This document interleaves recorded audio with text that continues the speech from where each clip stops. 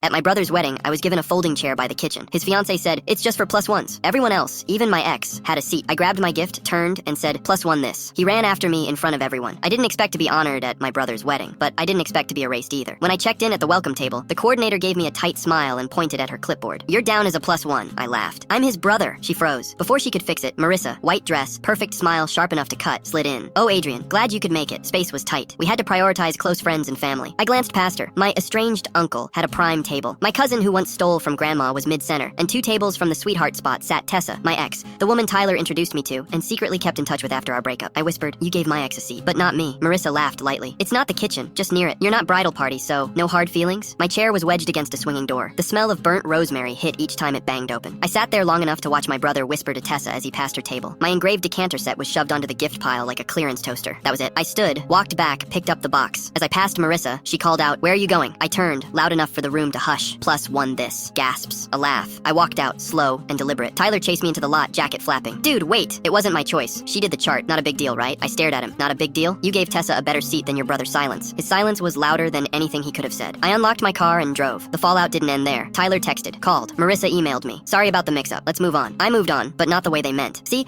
I'd referred them to the caterer through my logistics work. The same caterer Marissa shorted on deposits and dumped last-minute changes on. When I called, Nancy admitted, "Honestly, if you hadn't helped us, the wedding would have collapsed. They still haven't paid in full receipts, contracts, leverage." So I cut threads, quietly. I canceled the matching glassware I'd ordered as a surprise gift, kept it for myself. I called the photographer, another friend, and told her no discounts for them under my name. She agreed. Then Tyler emailed me. Subject line, "Need help?" He and Marissa had botched their honeymoon flights and passports. He wrote, "You're the only one I trust to fix this stuff." I drafted a reply. "This plus one doesn't take bookings anymore." Then I deleted it. Instead, I forwarded his request to a colleague in urgent travel logistics and asked her to blacklist them. 2 days later, we're stranded in Singapore. Flights canceled. Villa won't refund us. "What's your problem?" I let it ring. Marissa left a voicemail. "Adrian, grow up. You've made your point. Fix this." I laughed out loud and didn't fix a thing. But the knife twist came later. They'd underpaid vendors, breached contracts. One by one, caterer, bartender, venue filed penalties. Thousands owed. And then the photos hit Facebook. 83 shots of the perfect wedding. In one blurry frame, the back of my head by the kitchen door. They'd erased me, but tagged Tessa. So I posted my own slideshow. Me helping set up, the seating chart labeling me plus one, Tyler's brother. Caption, "Helped plan the wedding, got the caterer discount, seated near the kitchen. Bride said I should understand." So I left. Weeks later, they asked for help. I declined. Apparently that makes me petty. It blew up. Old friends DM'd, cousins texted. My aunt wrote, "We thought you volunteered to help in the back." The story unraveled in real time. Tyler called, nervous. "Marissa's boss saw your post. Please, man, take it down instead." I doubled down. Asked to delete my post. I won't. I spent too many years making myself small for other people's comfort. Never again. That one spread faster. Screenshots leaked. A Slack memo at Marissa's company warned about personal conduct. Her mother called, shrieking about making a scene over a chair. Number, not a chair. Years of being invisible. Tyler tried a family group chat. "Let's move forward, no drama." I replied, "Happy to move forward. When people take accountability. Not when they call consequences drama." He left the chat. Marissa blocked me.